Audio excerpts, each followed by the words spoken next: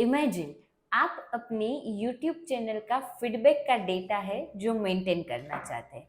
आपके YouTube channel का feedback अलग अलग जगह से आता है, जैसे कि कोई एप्लीकेशन से फीडबैक सबमिट करता है, कोई ईमेल से सबमिट करता है या फिर कोई गूगल फॉर्म से भी सबमिट करता है। तो आप ये सारे अलग अलग फीडबैक को अगर शेयर पॉइंट में स्टोर करना चाहते हो तो आप क्या करोगे? आप मैन्युअली हर एक फीडबैक को कॉपी पेस्ट करोगे और फिर शेयर पॉइंट लिस्ट में ऐड करोगे। बट ये बहुत ही टाइम कंज्यूमिंग प्रोसेस है और इसमें एरर आने के बहुत ही चांसेस है। तो इस चीज को हम पावर ऑटोमेट की मदद से हम ऑटोमेट कर सकते हैं। कैसे कर सकते हैं? जो हम इस तरीके से अपना फ्लो डिजाइन करेंगे, जब भी कोई हमें ईमेल से फीडबैक भेजता है या जब भी कोई हमें पावर ऐप की एप्लीकेशन से फीडबैक भेजता है या फिर हमें मैसेज करके या फिर हमें मैन्युअली फीडबैक भेजता है, तो वो फीडबैक हम पावर ऑटोमेट की मदद से डायरेक्टली शेयर पॉइंट लिस्ट में स्टोर करेंगे। Hi, this is Kripali from know how academy.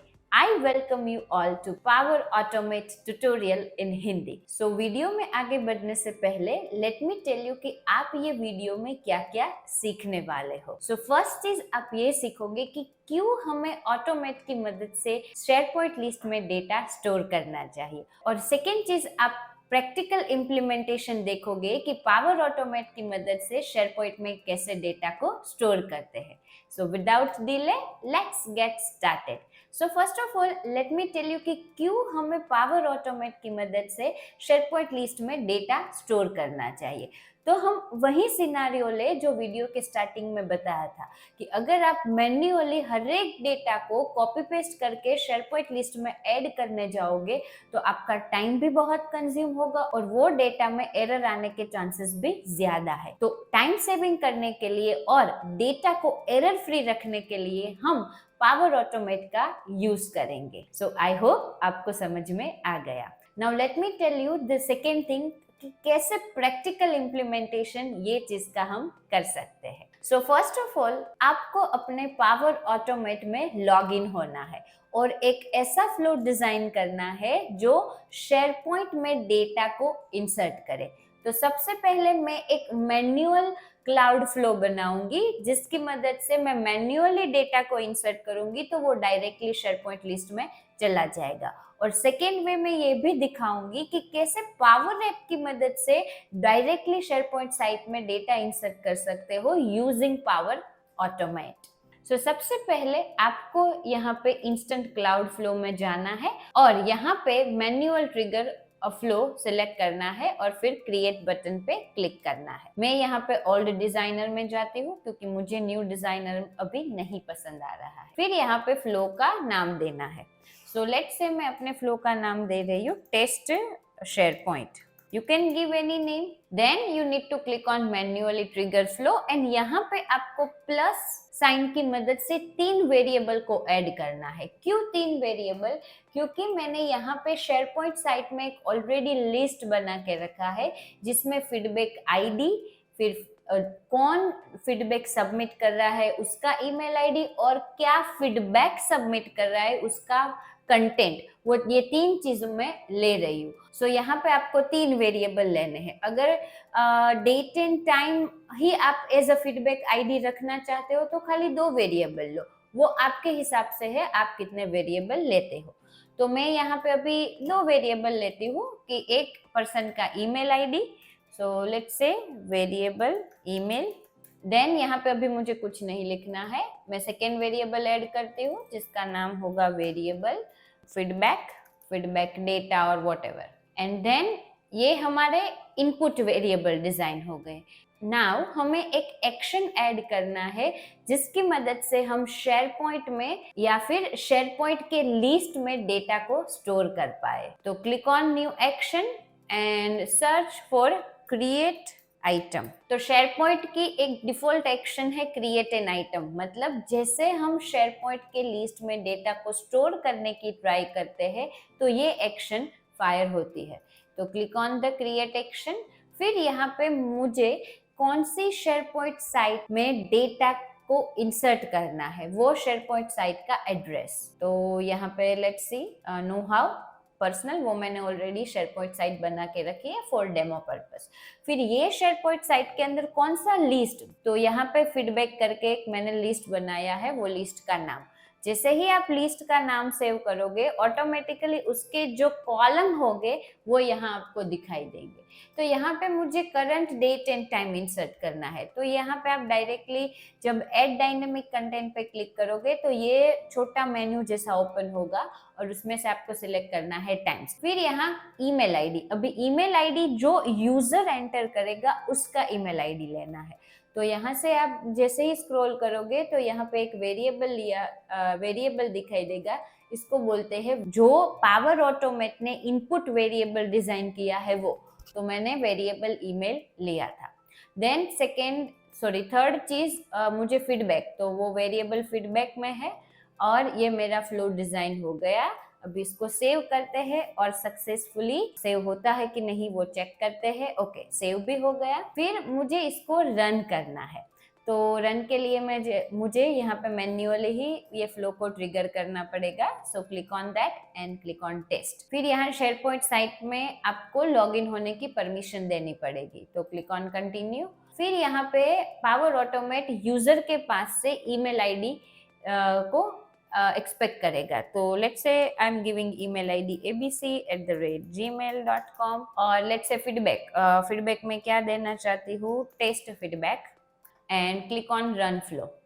तो मेरा फ्लो रन भी हो गया। अभी देखते हैं कि ये सक्सेसफुली एग्जीक्यूशन हुआ है या नहीं। तो यहाँ पे देखो ये फ्लो भी सक्सेसफुली रन हो गए और जो ट्रिगर और जो एक्शन मैंने लिखी थी वो सारी एक्शन सक्सेसफुली एग्जीक्यूट हो गई। तो यहाँ पे आप देख सकते हो। नाउ अभी फ्लो तो एग्जीक्यूट हो गया, उसके अंदर एक्शन भी थी वो भी एग्जीक्यूट हो गई।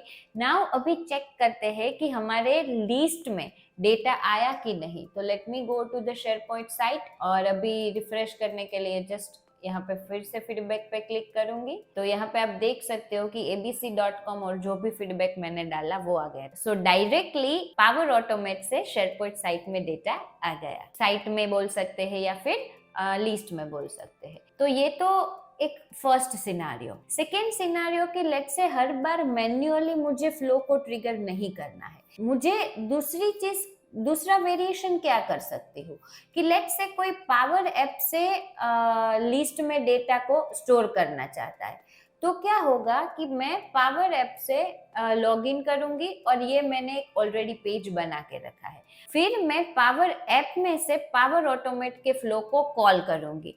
तो यहाँ पे हमने जो फ्लो बनाया है उसका एग्जीक्यूशन है मैन्युअल ट्रिगर, और बोल सकते हैं कि ये फ्लो कब एग्जीक्यूट होगा, जब मैं मैन्युअली रन करूंगी। लेकिन मुझे एक ऐसा पावर ऑटोमेट में फ्लो बनाना पड़ेगा जिसमें जब पावर ऐप से वो फ्लो कॉल होता है तभी वो फ्लो एग्जीक्यूट हो। तो वो फ्लो मैंने ऑलरेडी बना के रखा है, लेट मी शो यू। तो यहाँ पे आप जब पावर ऐप में फ्लो पे जाओगे तो यहाँ पे आपने अगर जो फ्लो ऐड करके रखा है वो यहाँ पे देख सकते हो। फिर क्लिक ऑन ऐड फ्लो पे करके कोई भी आप फ्लो है वो यहाँ से ऐड कर सकते हो। तो मैंने यहाँ पे ऑलरेडी फ्लो ऐड करके रखा है, तो let me click on 3 dots and edit करके मैं आपको दिखाती हूँ। यहाँ पे जो मैंने फ्लो डिजाइन किया है वो सेम है, ओनली ट्रिगर में डिफरेंस है। यहाँ पे मैंने एक ट्रिगर लिया है पावर ऐप, जो तभी एग्जीक्यूट होगा या तभी फायर होगा जब पावर ऐप में से मैं ये ट्रिगर को कॉल करूंगी या फिर ये फ्लो को कॉल करूंगी।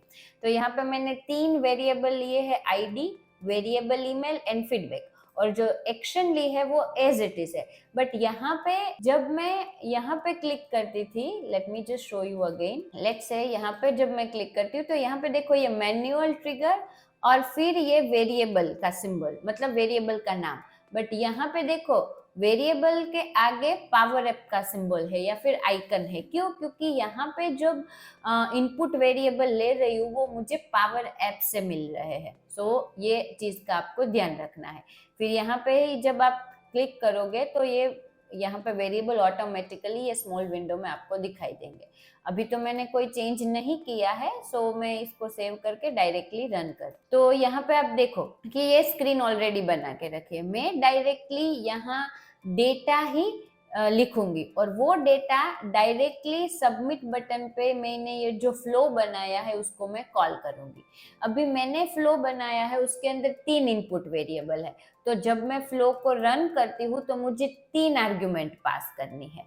Let me just remove it and right it again. So flow को पावर ऐप में से कॉल करने के लिए आपको ये नाम लिखना पड़ेगा, तो जैसे ही आप जस्ट लिखोगे तो वो ऑटोमेटिक सजेशन आ जाएगा, फिर डॉट रन भी हो जाएगा और फिर राउंड ब्रैकेट में आपको 3 आर्ग्यूमेंट पास करनी है। क्यों? क्योंकि मैंने 3 इनपुट वेरिएबल लिए है। तो फर्स्ट आर्ग्यूमेंट क्या थी? आईडी। तो मुझे आईडी मैन्युअली पास नहीं करना है, करंट टाइम स्टैम्प ही मुझे इंसर्ट कर देना है, तो यहाँ पे इंसर्ट कर देती हूँ। फिर मुझे ईमेल आईडी, तो जो ईमेल आईडी से मैं पावर ऐप में लॉगिन हुई हूँ वही ईमेल आईडी को मुझे इंसर्ट करना है।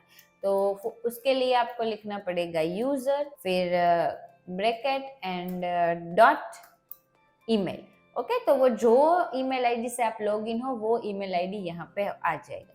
फिर लास्ट में जो ये टेक्स्ट बॉक्स में लिखा है वो डेटा मुझे इंसर्ट करना है। ओके, तो यहाँ पे reach text box editor dot HTML text लिखना है और फिर इसको क्लोज कर देना है। अभी सेव करके हम रन करते हैं। तो let me change the feedback. Let's say this is test feedback. Okay, और इसको मुझे लेट से अंडरलाइन करना है या फिर इटालिक में करना है और बोल्ड करना है, कैसे भी कर सकते हो। और यहाँ पे स्पेलिंग को करेक्ट कर देती हूँ, this is test feedback. And जब मैं सबमिट बटन पे क्लिक करूंगी तो मेरा डेटा है वो ऑटोमेटिकली शेयरपॉइंट लिस्ट में स्टोर हो जाएगा, but via power automate. Let me show you. हम शेयरपॉइंट साइट में जाते हैं और लिस्ट ये ऑलरेडी ओपन है, इसको जस्ट एक बार रिफ्रेश करते हैं। तो यहाँ पे देखो जो 4th मैंने फीडबैक सबमिट किया वो यहाँ पे सबमिट हो गया। सो आई होप आपको पता चल गया कि कैसे हम पावर ऑटोमेट की मदद से डेटा को शेयरपॉइंट के लिस्ट में स्टोर कर सकते हैं। सो वीडियो को एंड करने से पहले लेट मी टेल यू कि आपने ये वीडियो में क्या क्या सीखा। सो फर्स्ट चीज आपने ये सीखी कि क्यों हमें पावर ऑटोमेट की मदद से डेटा को शेयरपॉइंट लिस्ट में स्टोर करना चाहिए।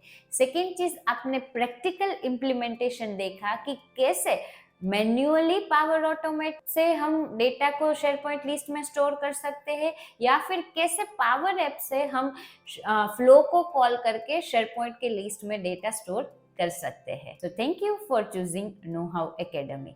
अगर आपको इस वीडियो में कोई भी क्वेश्चन है तो आप कमेंट सेक्शन में पूछ सकते हो, आपको अपना आंसर मिल जाएगा।